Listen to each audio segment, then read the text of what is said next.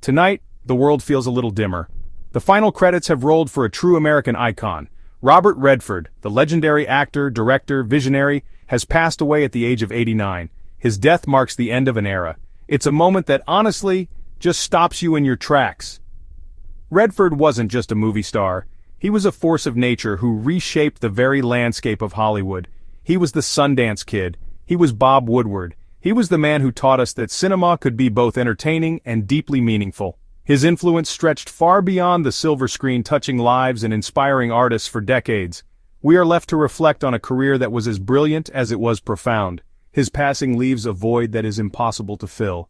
Robert Redford's journey to stardom was not an overnight success story. It was a path forged through grit, determination, a restless spirit. Born in Santa Monica, California, in 1936, he was the son of a milkman turned accountant. His early life was marked by a sense of wanderlust, a feeling of being an outsider. He was a talented athlete earning a baseball scholarship to the University of Colorado, but he lost the scholarship, a turning point that sent him searching for a different kind of purpose.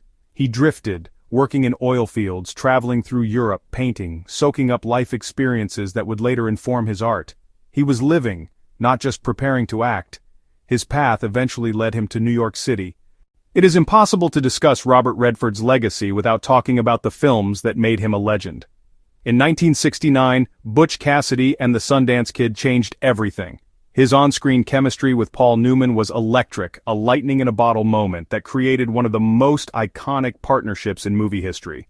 As the quick-witted Sundance Kid, Redford was impossibly charming and effortlessly cool. The film wasn't just a hit, it was a cultural phenomenon. It captured the anti-establishment spirit of the era and solidified Redford's place as a new kind of leading man, thoughtful, complex, and irresistibly charismatic.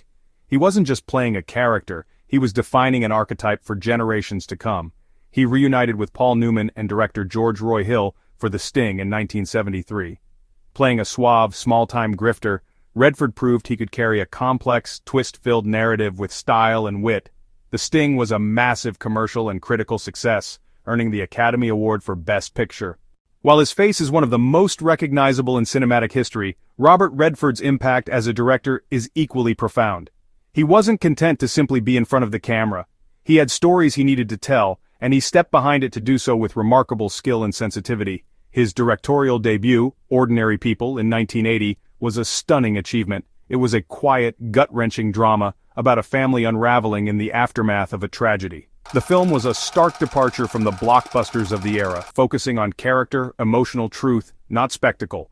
It was a bold and deeply personal film that announced the arrival of a major new directorial voice. The success of Ordinary People was immediate and overwhelming.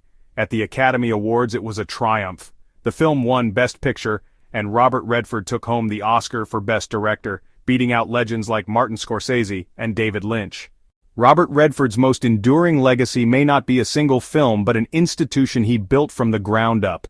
In 1981, he founded the Sundance Institute, a non-profit dedicated to nurturing independent artists. He bought a plot of land in the mountains of Utah and envisioned it as a haven where filmmakers could develop their craft away from Hollywood pressures.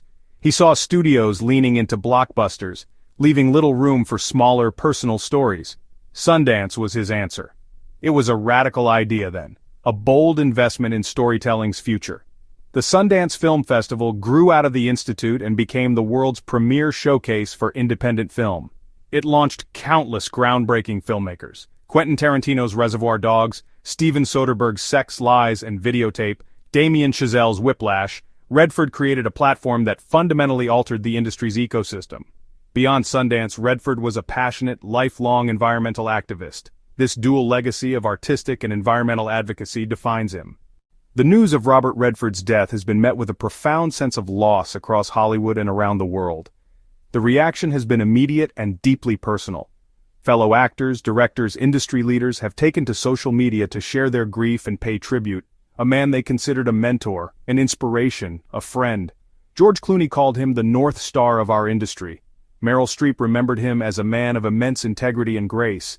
These are not generic platitudes, they are heartfelt expressions of respect for a man who set the standard for what a movie star could and should be. Fans are also sharing their memories, turning social media into a collective wake for a beloved icon. What is your favorite Robert Redford movie? Is there a performance or a film that holds a special meaning for you? How will you remember this giant of American cinema? Please share your thoughts and memories in the comments below. If you found this tribute meaningful, please consider liking this video and subscribing to our channel for more stories that matter. Thank you for watching New News.